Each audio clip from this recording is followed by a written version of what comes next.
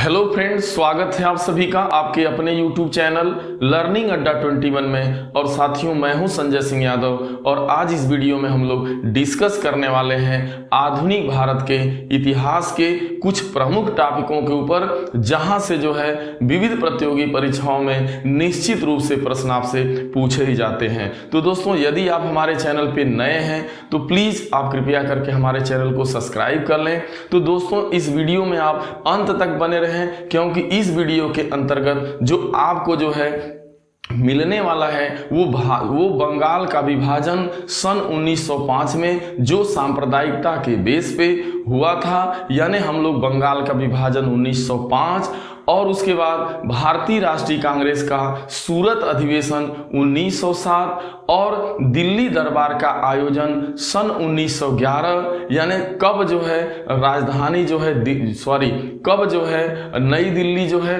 भारत की राजधानी बनी, क्योंकि इसके पूर्व जो राजधानी थी वो कोलकाता हुआ करती थी। तो इस तरीके से दिल्ली दरबार का जो आयोजन 1911 में होता है, यहाँ से ये सारी आपको जानकारियाँ मिलने वाली हैं। और इसके साथ साथ हम लोग लखनऊ समझौता जो 1916 में होता है, जो काफ़ी इंपॉर्टेंट है, जहां से भारतीय राष्ट्रीय कांग्रेस और मुस्लिम लीग दोनों एक मंच पे आने का काम करते हैं। तो दोस्तों, बने रहे इस वीडियो में, जितने भी महत्वपूर्ण क्वेश्चन हैं उन सारे क्वेश्चनों को मैं लेकर के आया हूं और इस वीडियो में आपको ढेर सारी जानकारी मिलने वाली है। तो चलिए दोस्तों, हम लोग सीधा अपने टॉपिक की तरफ चलते हैं। हम लोग बात करते हैं बंगाल विभाजन 1905 की। तो सबसे पहले यहीं से प्रश्न लग जाता है कि आखिरकार बंगाल का विभाजन जो 1905 में किया जाता है, उस समय जो है भारत का वायसराय कौन था? तो उस समय भारत के जो वायसराय थे वो आपके लॉर्ड कर्जन थे। लॉर्ड कर्जन के समय जो है बंगाल का विभाजन सांप्रदायिकता के आधार पे जो है दो भागों में हो जाता है, पूर्वी बंगाल और पश्चिमी बंगाल। यानी अब यह परीक्षा में आता है कि जो बंगाल का विभाजन 1905 में लॉर्ड कर्जन द्वारा किया गया, उसका आधार क्या था? तो उसका आधार था सांप्रदायिकता का आधार। सांप्रदायिकता के बेस पर जो है इसे जो है दो भागों में बांट दिया गया। यह लॉर्ड कर्जन की एक बहुत बड़ी कूटनीति थी। यहाँ पे जो है यहाँ की जो राष्ट्रीय एकता को जो है सांप्रदायिकता को आधार बना करके लॉर्ड कर्जन ने जो है ये बहुत बड़ा जो है एक तरीके का काम किया था, यानी बांटने का, जो है हिंदू एवं मुस्लिम की एकता को खंडित करने का काम लॉर्ड कर्जन ने किया।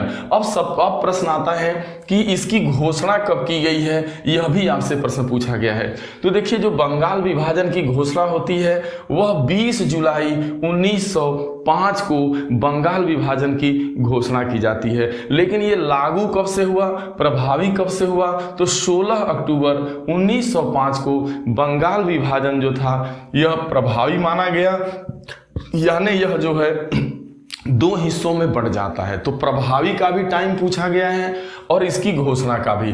अब जरा ध्यान देना है, यह भी प्रश्न आया हुआ है कि आखिरकार बंगाल विभाजन को कब रद्द किया जाता है? तो जब आगे चल करके इन जो है अंग्रेजों को मजबूर होकर के इस जो है बंगाल विभाजन को जो है जो 1905 में सांप्रदायिकता के बेस पे जो विभाजन अंग्रेजों द्वारा किया गया, इसे रद्द करना पड़ा। तो बंगाल विभाजन सन 1911 में दिल्ली दरबार आयोजन के समय इसे जो है रद्द कर दिया जाता है। इसकी चर्चा हम लोग थोड़ी आगे और विस्तृत करेंगे।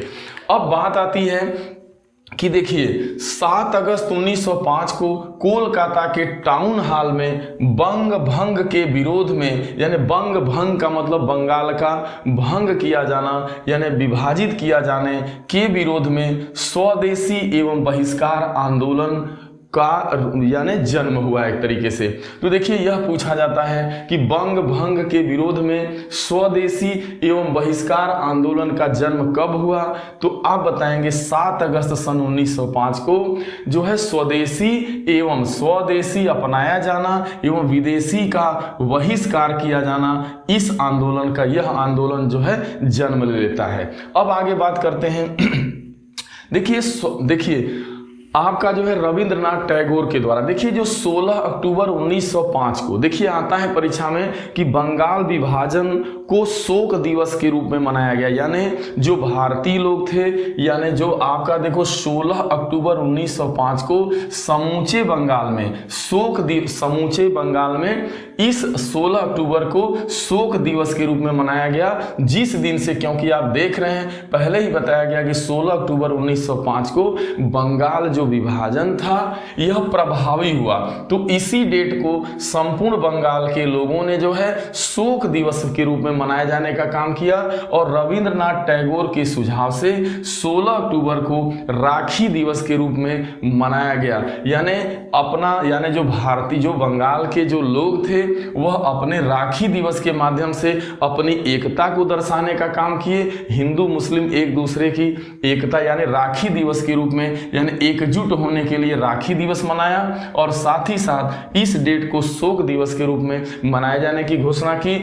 और प्रसिद्ध जो है जो रविंद्रनाथ टैगोर द्वारा लिखा, चूंकि देखिए भारत का जो राष्ट्रगान है वह भी रविंद्रनाथ टैगोर द्वारा लिखा गया है, जनगण मन अधिनायक है। और जो उन्होंने एक इसी डेट पे 16 अक्टूबर को उन्होंने जो है एक प्रसिद्ध गीत लिखने का काम किया, जिसका जो है अमार सोनार बांग्ला यानी अमार सोनार बांग्ला इन्होंने लिखा, और जो आगे चल करके यही जो है बांग्लादेश का राष्ट्रगान बन जाता है। तो जो बांग्लादेश का राष्ट्रगान है वह भी रविंद्रनाथ टैगोर द्वारा ही लिखा गया है। ठीक है, तो ये चीज रहा।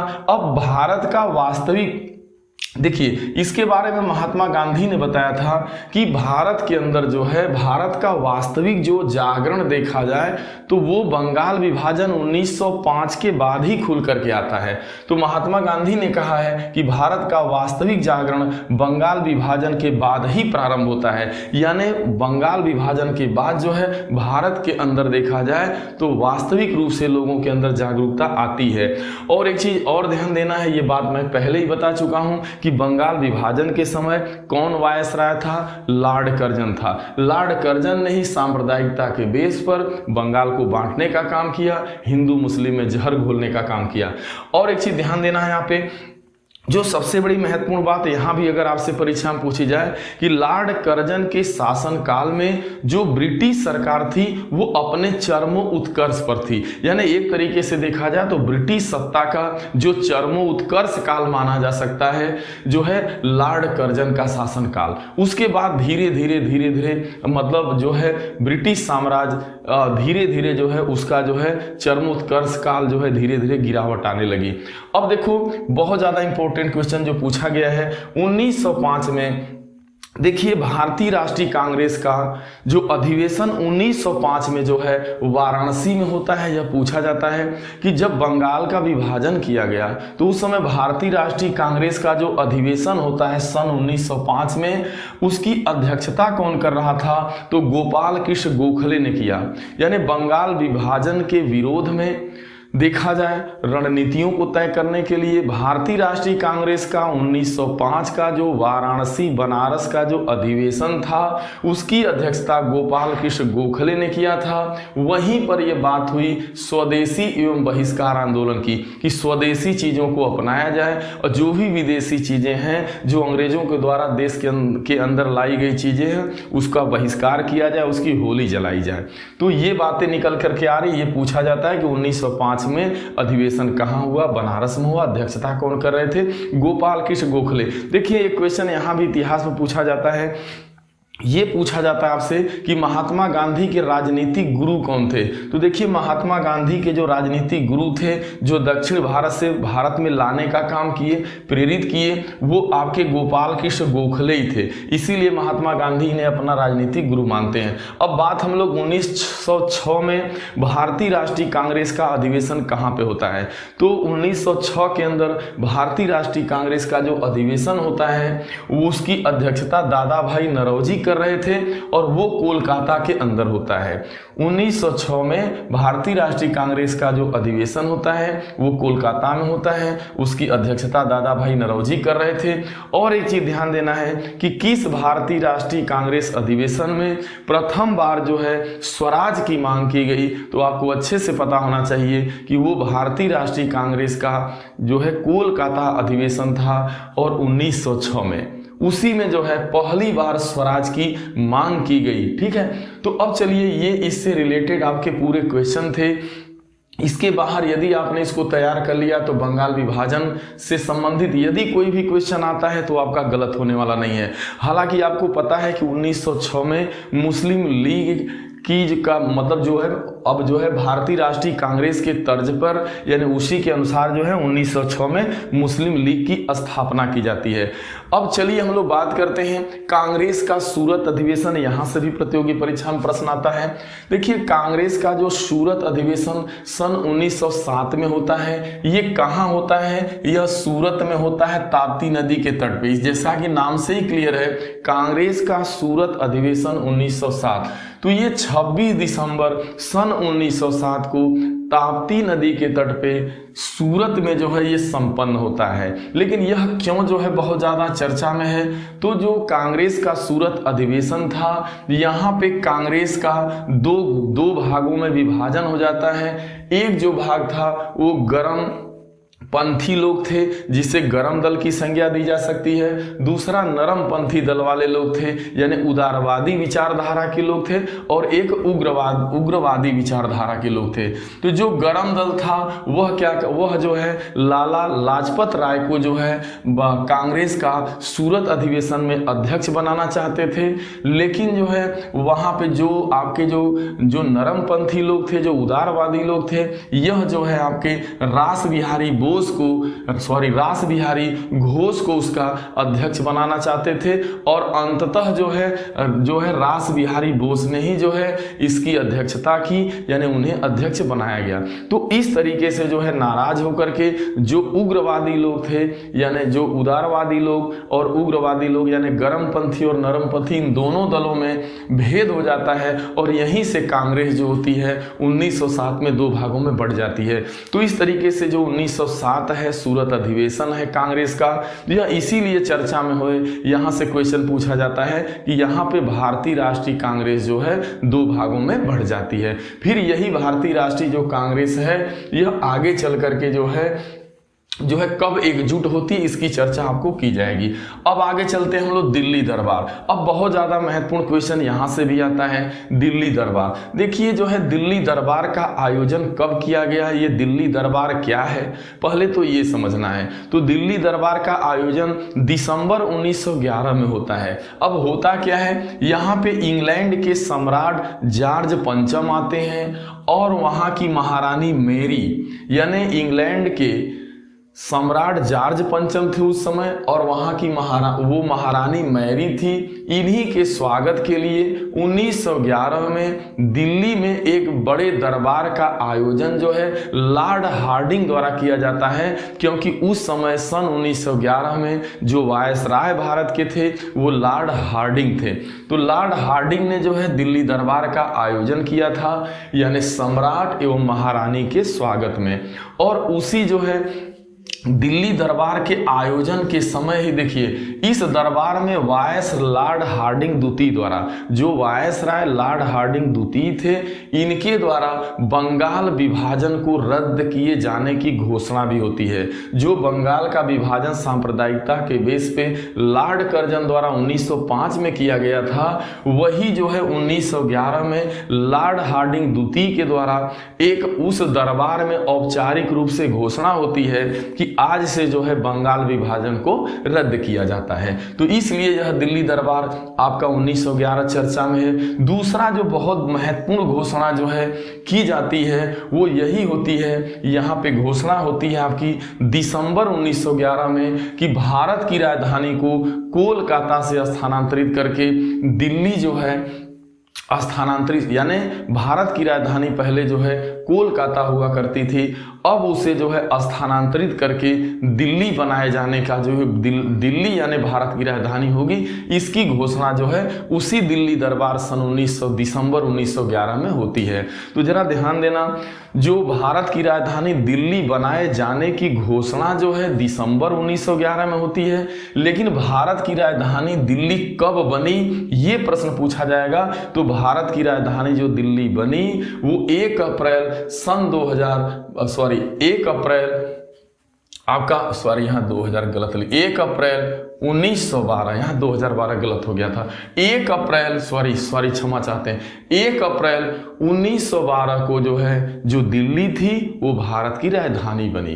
पहले इसके पूर्व कोलकाता हुआ करती थी। तो ये चीज क्लियर हो गया आपका। और एक चीज और ध्यान देना है कि घोषणा दिसंबर, घोषणा की बात करेगा तो 1911 को टिक करेंगे, दिसंबर 1911। और कब राजधानी बनी ये क्वेश्चन आएगा तो आप मारेंगे 1912 को, यानी 1 अप्रैल 1912 को ये। और आपको अच्छे से समझ में आ गया कि वाकई दिल्ली दरबार क्या था, इसका आयोजन किए जाने का क्या उद्देश्य था, इसका आयोजन क्यों किया गया। अब बात कर लेते हैं थोड़ा हम लोग लखनऊ समझौता की, क्योंकि यहाँ से भी क्वेश्चन आपसे पूछा जाता है। लखनऊ समझौता भी अपने आप में महत्वपूर्ण है। देखिए ब्रिटेन, देखिए जब प्रथम विश्व युद्ध के दौरान जो ब्रिटेन था वो एक मुस्लिम एक कंट्री का देश तुर्की था, यानी ब्रिटेन एवं तुर्की के बीच युद्ध के कारण जो है मुस्लिमों में अंग्रेजों के प्रति विद्वेष की भावना पैदा हो गई। यानी जो आपका ब्रिटेन था यह प्रथम विश्व युद्ध के दौरान तुर्की के साथ युद्ध करता है और वह एक मुस्लिम कंट्री था, तो इससे भारतीय जो मुसलमान थे वो नाराज हो गए कि ये वास्तव में जो अंग्रेज हैं ये किसी के नहीं हैं, यानी ये हमें भी मौका पाने पर बकसने वाले नहीं हैं। तो इसके कारण उनके अंदर जो है एक विद्वेष की भावना पैदा हो गई और वो जो है क्या करते हैं कि 1916 में जो मुस्लिम लीग के नेता मोहम्मद अली जिन्ना थे और भारतीय राष्ट्रीय कांग्रेस के मध्य एक समझौता होता है जिसे लखनऊ समझौता के नाम से या इसे ही कांग्रेस लीग योजना के भी नाम से जाना जाता है। तो ये सबसे महत्वपूर्ण घटना घटी 1916 में। और जरा ध्यान देना है उस समय जो है 1916 में ध्यान देना है आपको, 1916 में जो है भारतीय राष्ट्रीय कांग्रेस का लखनऊ अधिवेशन चल रहा था और उसी अधिवेशन में ये घोषणा आपकी की जाती है। और यह प्रश्न बहुत ज़्यादा पूछा जाता है कि 1916 में लखनऊ के कांग्रेस अधिवेशन की अध्यक्षता कौन कर रहा था, तो वो अंबिका चरण मजूमदार थे। तो 1916 में जो लखनऊ समझौता था वो हुआ और उस समय और कहाँ होता है वो जो है 1916 में लखनऊ कांग्रेस अधिवेशन की अध्यक्षता अंबिका चरण मजूमदार द्वारा की जा रही थी। और लखनऊ समझौते का विरोध कौन किया, तो लखनऊ समझौते का विरोध जो है मदन मोहन मालवीय ने इस समझौते का विरोध किया था। आखिरकार समझौता क्या होता है जरा ध्यान देना आप। तो ये चीज पता चल गई कि यह इसलिए जो है लखनऊ समझौता काफी चर्चित है क्योंकि जो है भारतीय राष्ट्रीय कांग्रेस और मुस्लिम लीग दोनों एक मंच पे आते हैं, क्योंकि मुस्लिम लीग की स्थापना 1906 में की गई और ये बिल्कुल कांग्रेस से अलग चल रही थी। एक मंच पे आने का काम 1916 में किया। इस मुस्लिम लीग के जो नेता मोहम्मद अली जिन्ना थे वे जो है भारतीय राष्ट्रीय कांग्रेस के साथ ये दोनों एक साथ मिल जाते हैं, यानी जिसे जो है जिसे लखनऊ समझौता के नाम से जाना जाता है या कांग्रेस लीग योजना के भी नाम से जाना जाता है। और यह जो है और यह भी जो भारतीय राष्ट्रीय कांग्रेस का जो लखनऊ अधिवेशन था वो मैंने बता ही दिया कि जो है लखनऊ में हुआ था और उसकी अध्यक्षता मजूमदार के द्वारा जो है की जा रही थी। लेकिन इसका जो मेन चीज है बस एक लास्ट समझ लें आप, कांग्रेस ने मुस्लिम लीग की सांप्रदायिक प्रतिनिधित्व की मांग को स्वीकार कर लिया। मुस्लिम लीग के जो नेता मोहम्मद अली जिन्ना थे उनका यही था कि भाई हमें जो है हमारा जो सांप्रदायिक प्रतिनिधित्व उनकी मांग थी कि हमारा भी जो है प्रतिनिधित्व होना चाहिए, हमें भी जो है सांप्रदायिक प्रतिनिधित्व के आधार पे हमें भी कुछ सीटें चाहिए जो है। तो ये समझौता कांग्रेस ने मुस्लिम लीग की सांप्रदायिक प्रतिनिधित्व की मांग को स्वीकार कर लिया। तो दोस्तों इस तरीके से जो है ये जो चारों आपका बंगाल का विभाजन 1905, कांग्रेस का सूरत अधिवेशन 1907, देखिए बंगाल का सांप्रदायिकता के बेस पे बंटना 1907 इसलिए चर्चा में है क्योंकि यहाँ पे जो है कांग्रेस दो भागों में बढ़ जाती है और जो है कांग्रेस का दो भागों में बंटना सूरत अधिवेशन में यही काफ़ी जो है चर्चा में है। और इस समय जो है रास बिहारी घोष द्वारा इसकी अध्यक्षता का किया जाना। और दिल्ली दरबार का आयोजन क्यों चर्चा में है इसके बारे में आपने पता चला कि यहीं से जो है भारत की राजधानी दिल्ली बनती है 1 अप्रैल और सन 2000 जो है सॉरी गलत, 1 अप्रैल 1912 को जो है आपकी भारत की राजधानी जो है नई दिल्ली बनी जो है। और दिल्ली दरबार का आयोजन में ही जो है जो आपका 1905 बंगाल का विभाजन था उसे जो है रद्द किया गया। और लखनऊ समझौता यानी भारतीय राष्ट्रीय कांग्रेस का और मुस्लिम लीग का, इन दोनों का एक मंच पे आना। तो दोस्तों ये वीडियो कैसा रहा? यदि ये वीडियो दोस्तों आपको पसंद आया हो तो इसे ज़्यादा से ज़्यादा आप लाइक करें, शेयर करें। और आप जो है यदि हमारे चैनल पे नए हैं तो प्लीज़ कृपया करके आप हमारे चैनल को सब्सक्राइब करें। और दोस्तों आपने अपना बहुत कीमती समय दिया, इसके लिए आप सभी को धन्यवाद।